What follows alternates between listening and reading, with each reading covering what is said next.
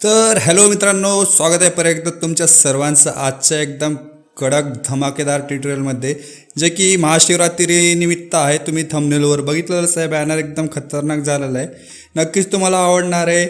आपण या बॅनरला लागणार पूर्ण मटेरियल, त्यामध्ये PNG material plus PLP file, त्याची लिंक मी तुम्हाला डिस्क्रिप्शनमध्ये दिलेलं आहे. तिथं जाऊन तुम्ही मटेरियल डाउनलोड करू शकता, पण त्याचा पासवर्ड तुम्हाला व्हिडिओमध्ये पुढे 2 स्टेपमध्ये भेटेल. दोन्ही स्टेपच्या पासवर्डला तुम्हाला कंबाईन करून फाईल एक्स्ट्रॅक्ट करताना टाकायचं आहे. ठीक आहे, तर व्हिडिओला विदाऊट स्किप पहा आणि नवीन असेल तर बिलकुल चॅनलला सबस्क्राईब करा. तर चला, विदाऊट टाईम वेस्ट आपण लगेच आपल्या बॅनर एडिटिंगला सुरुवात करूया.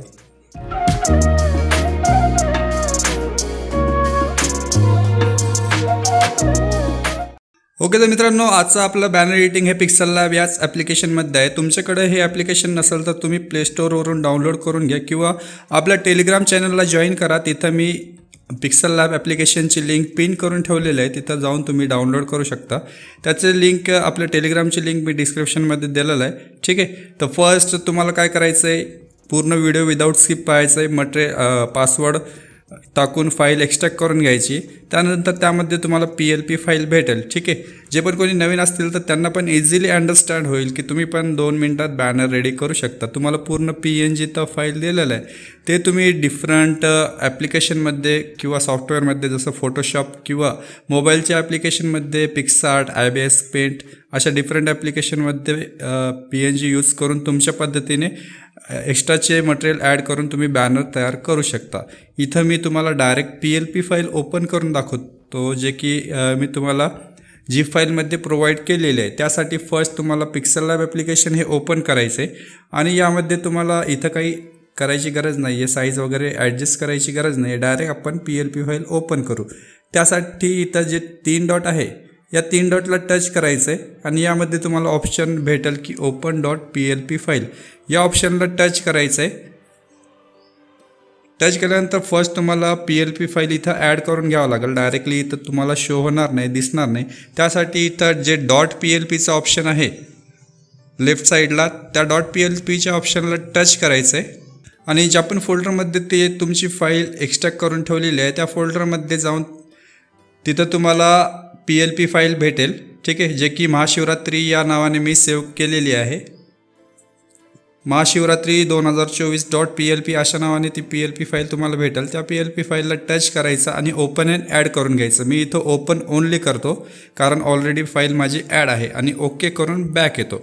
तर ॲज इट इज एकदम खतरनाक तुम्हाला PLP फाईल मी प्रोव्हाइड केलेली आहे. यामध्ये 2 चेंजेस करायचे तुम्हाला वाटत असेल तर भरपूर चेंजेस करू शकता तुमच्या इच्छेप्रमाणे. इथं तुम्हाला लेअरचं सिम्बॉल दिसतं, या लेअरच्या सिम्बॉलला टच करून इथं डिफरंट लेअर आहेत.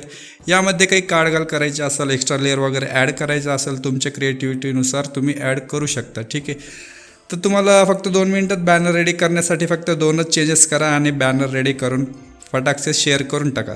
त्यासाठी फर्स्ट लेअरच्या सिम्बॉलला टच करायचं आणि इथून जी माझी इमेज आहे ते इमेज डिलीट करायची. ठीक आहे, त्यानंतर परत लेअरच्या सिम्बॉलला टच करून याच्यात जे बाजूला प्लसचं सिम्बॉल आहे त्या प्लसच्या सिम्बॉलला टच करायचं आणि इथं ऑप्शन भेटेल फ्रॉम गॅलरी. या ऑप्शनला टच करायचं आणि जिथं पण तुमची फ्रेम PNG कटआउट आहे त्या फोल्डरमध्ये जाऊन फर्स्ट तुमची PNG इथं ॲड करून घ्यायची. ठीक आहे, तुम्हाला जेवढी पाहिजे तेवढी तुम्ही क्रॉप करू शकता. मी ॲज इट इज ठेवून राईटच्या सिम्बॉलला टच करतो आणि हे कॉर्नर टू कॉर्नर ॲडजस्ट करतो. तुम्ही मॅन्युअली ॲडजस्ट करा, तुमची PNG कुठं असेल तिथं मॅन्युअली ॲडजस्ट करा. मी त्याच पोझिशनला PNG हे सेव्ह करून ठेवलेली असल्यामुळे कॉर्नर टू कॉर्नर ॲडजस्ट केलेलं आहे. अशा पद्धतीने हे आपण PNG इथं ॲड केली.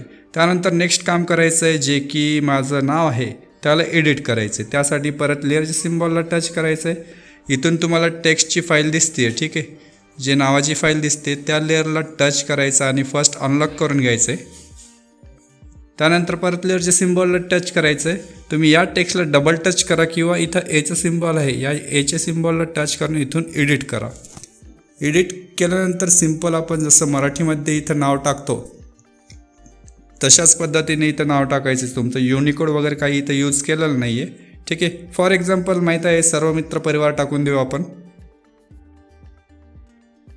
ठीक आहे, सर्व मित्र परिवार टाकून पूर्ण झालेला याला टच करू आणि ओके करू. ठीक आहे, तर तुम्ही बघू शकता की खालचं नाव आहे, सॉरी अशी PNG हे मूव व्हायला नाही पाहिजे. त्यासाठी तुम्ही काय करा, या लेअरच्या सिम्बॉलला टच करून हे जे माझी PNG आहे कटआउट याला लॉक करून घेतो. त्यानंतर जे आपण नेमिंगची टेक्स्ट एडिट करत आहे त्याला सिलेक्ट करून ते आता सेंटरला घ्यायचं आहे. ठीक आहे, या सेंटरला घेण्यासाठी तुम्ही बोटाने मॅन्युअली ॲडजस्ट करा.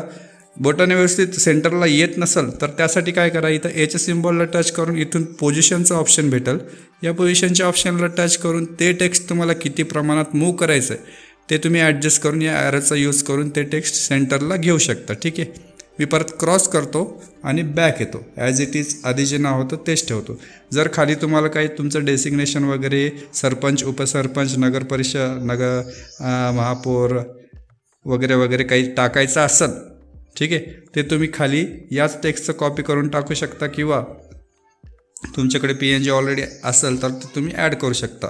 कॉन्टॅक्ट वगैरे इंग्लिशमध्ये वगैरे टाकायचं असेल तर इंग्लिशची टेक्स्ट इथं भरपूर आहे, जे की एच्या सिम्बॉलला टच करून तुम्ही इथून टेक्स्ट ॲड करू शकता. ठीक आहे, तर काय करायचं, टेक्स्ट ॲड करण्यासाठी जर तुम्हाला इंग्लिशमध्ये काही कॉन्टॅक्ट वगैरे टाकायचं असेल खाली, तर इथं या टेक्स्टला एच्या सिम्बॉलला टच करायचं आणि टेक्स्टला टच करून इथून हे टेक्स्ट बॉक्स इथं येईल. तुम्हाला इथं कॉर्नरला टेक्स्ट बॉक्स दिसेल, याला आता डबल टच करायचं आणि जे पण तुम्हाला कॉन्टॅक्ट वगैरे टाकायचं असेल इंग्लिशमध्ये किंवा मराठीमध्ये ते तुम्ही इथं ॲड करू शकता. मराठीमध्ये टाकायचं असेल तर याच माझं जे नाव आहे त्याचंच तुम्ही कॉपी करा, लेअर कॉपी करा आणि ते एडिट करून परत त्याच्या खाली तुम्ही टाकू शकता मराठीमध्ये. आणि इंग्लिशमध्ये तर भरपूर तुम्हाला यामध्ये टेक्स्ट फॉन्ट भेटून जातील. ठीक आहे, तर अशा पद्धतीनं आपण फक्त 2 चेंज केलं आणि हे बॅनर कंप्लीट केलं.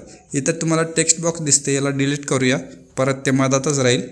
डिलीटसाठी इथं ऑप्शन आहे डिलीटचं, डायरेक्ट डिलीट. ओके, ठीक आहे. तर अशा पद्धतीने एकदम खतरनाक आपण बॅनर हे तयार केलं. यावर तुम्हाला लाईट इफेक्ट वगैरे ॲड करायचे असतील तर तुम्ही डिफरंट ॲप्लिकेशनमध्ये जाऊन लाईट इफेक्ट हे स्क्रीन करू शकता, जे की पिक्सआर्ट किंवा ABS पेंटमध्ये जाऊन स्क्रीन करू शकतात. ते PNGमध्ये तुम्हाला लाईट इफेक्ट मी देईल. ठीक आहे, इथं आपल्याला स्क्रीन इफेक्ट करता येत नाही. ठीक आहे, तर इथं आता हे बॅनर आपलं कंप्लीट झालेलं आहे. या बॅनरला तुम्हाला सेव्ह करायचं असेल तर सेव्हच्या सिम्बॉलला टच करायचं असेल म्हणजे करावंच लागेल. सेव्हच्या सिम्बॉलला टच करून इथून सेव्ह ॲज इमेज करायची आणि याची क्वालिटी आत्ता अल्ट्रामध्ये ठेवायची. जे डायमेन्शन कस्टम आहे त्या आरोला टच करायचं आणि इथून अल्ट्रा करून घ्यायचं आणि सेव्ह टू गॅलरी करायचं. त्यामुळे आपल्या बॅनरची क्वालिटी एकदम खतरनाक आपल्या गॅलरीमध्ये सेव्ह होऊन जाईल. तर बॅनर कसं वाटलं नक्की कॉमेंट करून सांगा. लाईक करायला तर बिलकुल विसरू नका मित्रांनो. नवीन असेल तर सबस्क्राईब करा. नेक्स्ट व्हिडिओमध्ये लवकरच भेटूया. तोपर्यंत बाय बाय, टेक केअर.